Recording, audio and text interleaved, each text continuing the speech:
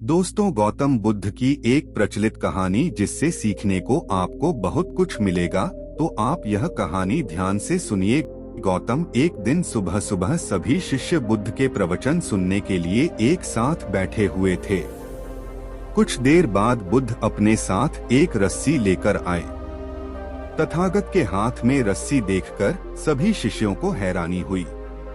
बुद्ध अपने आसन पर बैठे और उन्होंने रस्सी में एक के बाद एक 3 गांठ बांध दी।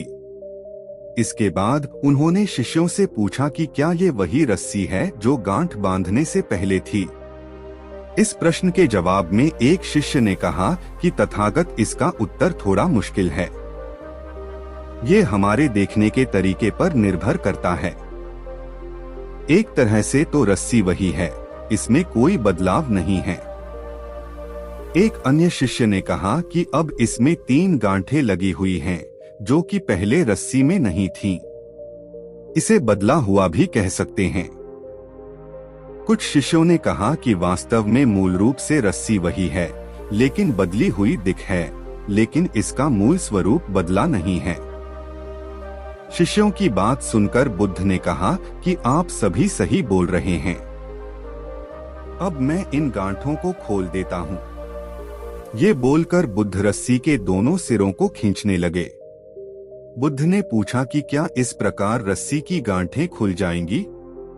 सभी शिष्यों ने कहा कि नहीं, ऐसा करने से तो गांठें और ज्यादा कस जाएंगी। इन्हें खोलना और मुश्किल हो जाएगा। बुद्ध ने कहा कि ठीक है, अब एक अंतिम प्रश्न, इन गांठों को खोलने के लिए हमें क्या करना होगा?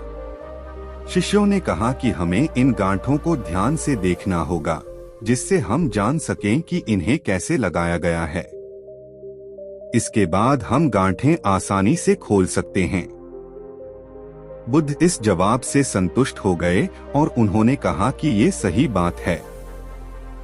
हम परेशानियों में फंसे रहते हैं और बिना कारण जाने ही उनका हल खोजने लगते हैं, जबकि हमें पहले समस्याओं के मूल को समझना चाहिए। जब समस्याओं की वजह समझ आ जाएगी तो उन्हें सुलझाना बहुत ही आसान हो सकता है।